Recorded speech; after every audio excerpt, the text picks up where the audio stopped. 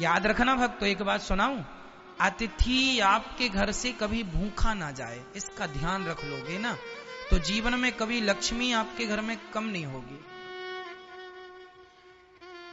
ना जाने किस रूप में नारायण मिल जाएं, पता नहीं किस रूप में भगवान कब आ जाएं, वो कुत्ता बनकर आए, बिल्ली बनकर आए, साधु बनकर आए, फकीर आदमी इंसान बनकर आए, सामान्य रूप में आए, किसी भी रूप में आए, कोई आपके घर आए। मैं ये नहीं कहता कि किसी को धन दौलत दो, लेकिन कोई आवे तो जरूर ये पूछा करो, भैया संत जी क्या भोजन करेंगे? यदि वो कहें कि हाँ भोजन करना है तो प्रेम से आप भोजन कराओ, इसमें कोई नुकसान नहीं है।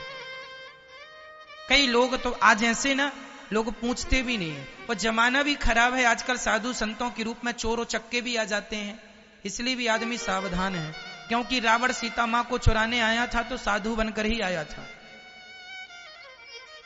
तो ऐसे लोग भी हैं। परंतु फिर भी एक बात बताएं, सावधान रहना हमारी जिम्मेदारी है, आपकी सुरक्षा आपकी जिम्मेदारी है, पर फिर भी आपके घर से भूखा कोई ना जाए। माता सीता जानती थी कि ये रावण है, माता सीता भवानी है, नहीं जानती थी कि ये रावण है, लेकिन रावण बनके क्या आया था? साधु। और कह क्या रहा था? हमें भूख लगी है, भिक्षाम देही, हमें भिक्षा दीजिए। और माता सीता कौन है? राम की धर्म पत्नी, और गृहस्थों का धर्म है कि द्वार पे आया अतिथि भूखा ना जाए। माता सीता जानती थी कि ये रावण है, मुझे हरने आया है। जो लक्ष्मण रेखा थी, रावण बोला इसे पार करके आओ और मुझे भूख लगी है, भोजन कराओ। माता सीता लक्ष्मण रेखा पर पार करके गई। किसी ने माता सीता से सवाल किया कि क्या जरूरत थी लक्ष्मण रेखा को पार करने की, कोई आया था तो आने देती? माता सीता बोली नहीं, हम गृहस्थ हैं और गृहस्थों का सबसे श्रेष्ठ धर्म है अतिथि देवो भव। मैंने अपने धर्म का पालन किया है और मैंने अपने धर्म के लिए कि मेरे द्वार से अतिथि भूखा ना जाए, भले वो रावण ही क्यों ना हो, पर भूखा रोटी मांग रहा है तो देना धर्म है, मैंने दिया। मैंने धर्म की रक्षा की तो उसी धर्म ने फिर सीता मां की भी रक्षा की, ज्यों की त्यों सीता मां सही सलामत वापस मिल गई हैं। धर्मो रक्षति रक्षिता, जब आप धर्म की रक्षा करते हैं तो धर्म भी हमारी रक्षा करता है। इसलिए अतिथि देवो भव, अतिथि देवो भव जरूरी है, हम अतिथि की सेवा करें।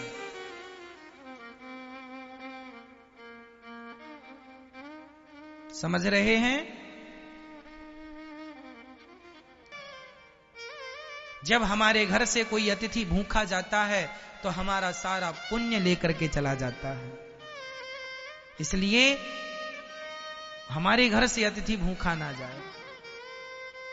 धरा ने कहा कि मेरे घर से अतिथि ना जाए, पर सामने वाला जो साहूकार सेठ है वो कह रहा है कि मुझे तो स्तन चाहिए। धरा ने कहा ठीक है, तुम्हारा सौदा मंजूर है। अब तो वो सेठ साहूकार बड़ा प्रसन्न हुआ कि बात बन गई। तो वहां पर एक चाकू पड़ी थी, धरा मां ने चाकू उठाई और कहा कि आखिरी बार पूछती हूं, तुझे मेरे स्तन ही चाहिए ना? हाँ हाँ स्तन चाहिए। तो माता धरा ने चाकू से अपने दोनों ही स्तन काट दिए और काट कर उसकी तराजू में रख दिए। भैया ये तुझे स्तन चाहिए थे, ये रहे मेरे स्तन, मेरे घर में साधु भूखे खड़े हैं, जरा भोजन के लिए रोटी के लिए पैसे दे दे। सेठ ने पैसा दिया, दंग रह गया, वो अवाक रह गया कि क्या किया इन्होंने, अपने स्तन काट दिए। वो समझ रहा था कि कोई सामान्य महिला है, विषय वासना की दृष्टि से देख रहा था, लेकिन वो तो परम भक्त थी। उन्होंने स्तन काट कर दिए, पैसे लिए, बाजार से सामान खरीदा और सामान खरीद कर संतों के लिए बढ़िया भोजन प्रसाद तैयार किया। संतों ने प्रसाद पाया, तभी संत की दृष्टि पड़ी कि माता धरा की साड़ी से रक्त निकल रहा, खून निकल रहा। संत ने पूछा, मां ये आपकी साड़ी से खून कैसा? तो माता धरा ने पूरी राम कहानी बताई। महाराज मेरे घर में कुछ भोजन के व्यवस्था नहीं थी और मैं फलाने के घर गई तो उन्होंने कह दिया कि तुम स्तन दोगे, तो ही मैं पैसा दूंगा, और मेरे पास कुछ गिरवी रखने को था नहीं, तो मैंने अपने स्तन को काट के गिरवी रख दिया है आपकी रोटी के लिए। वो संतों से भगवान प्रकट हो गए। वाह, ऐसा अतिथि सत्कार किया है आपने। इस अतिथि, जब आप धर्म की रक्षा करते हैं तो धर्म आपकी रक्षा करता है। भगवान प्रकट हो गए और माता धरा को कृपा दृष्टि से उनका घाव भर दिया, और भगवान कृष्ण ने कहा, भगवान नारायण ने कहा कि मां, तुमने संतों की सेवा की है, मैं तुम्हारी सेवा करूंगा, अगले जन्म में तुम्हारा बेटा बन के आऊंगा और इन्हीं स्तनों का दूध पान करूंगा, दूध पीऊंगा, स्तन पान करूंगा। पर मैया ने कहा कि ये तो आपने अपने बल से दिया है, अब मैं आपसे कुछ मांगू? हाँ हाँ मांगो माँ।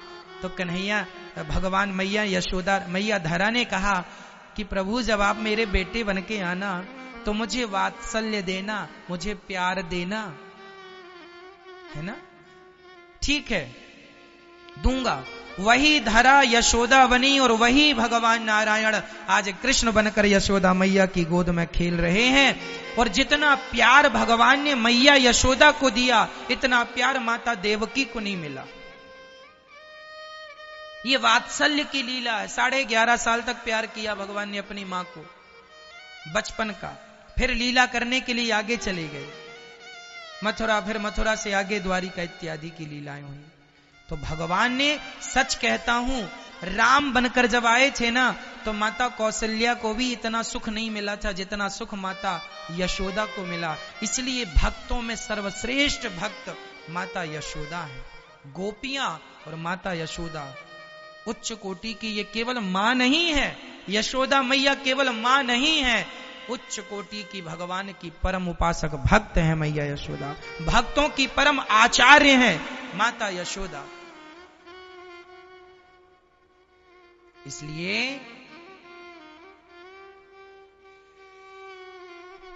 आप बड़े प्रेम से माता यशोदा का स्तनपान किया। इसलिए ये दास इन कथाओं को केवल सुनाता नहीं है, हमने सुना दिया, आपने सुन लिया ना।